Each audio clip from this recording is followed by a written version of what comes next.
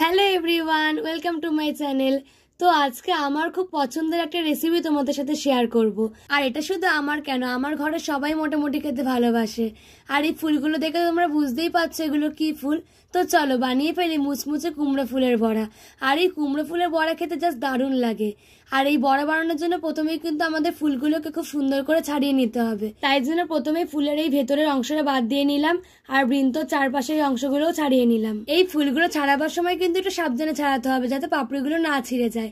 আর আমি নিচের দিকে যে ডাটিটা থাকে ওটা কিন্তু বাদ দিইনি, ওটা সমেতই ভাজবো। তো প্রতিটা ফুল এইভাবেই ছাড়িয়ে নিলাম। এবারে ফুলগুলোকে খুব ভালো করে জল দিয়ে ধুয়ে নিয়ে একটু শুকিয়ে নেব।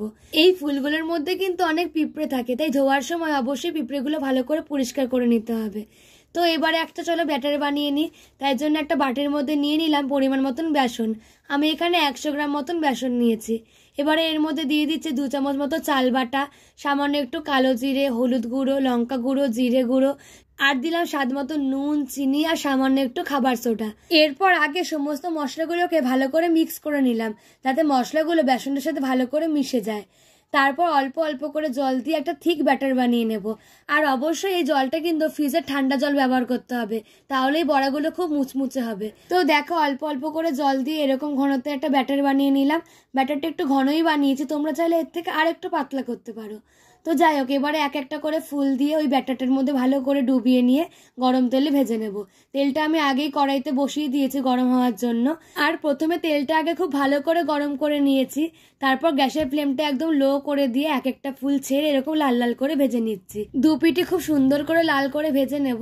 আর গ্যাসের ফ্লেমটা কিন্তু লো টু মিডিয়ামেই রাখবে, না হলে ভেতরটা কাঁচা থেকে যাবে এবং উপর থেকে পুড়ে যাবে। তো চলো এইবারে প্রত্যেকটা বড়া এক এক করে একইভাবে ভেজে নিই।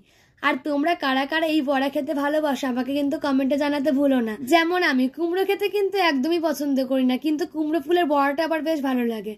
আর এই বড়া যেমন মুড়ির সাথে ভালো লাগে, তেমন কিন্তু গরম গরম ভাতের সাথেও দারুণ লাগে। তো যাই হোক, তাহলে তোমরাও বাড়িতে একবার এইভাবে বানিয়ে দেখো, যেমন সুন্দর মুচমুচে হবে তেমন সুন্দর খেতেও হবে। আর তোমাদের যদি আমার এই রেসিপিটা ভালো লেগে থাকে তাহলে প্লিজ একটা লাইক, কমেন্ট, শেয়ার অ্যান্ড চ্যানেলটিকে সাবস্ক্রাইব করে দিও। আর ফেসবুক থেকে দেখে থাকলে প্লিজ একটা ফলো করে দিও। দেখা হচ্ছে নেক্সট ভিডিওতে। Thanks for watching, tata.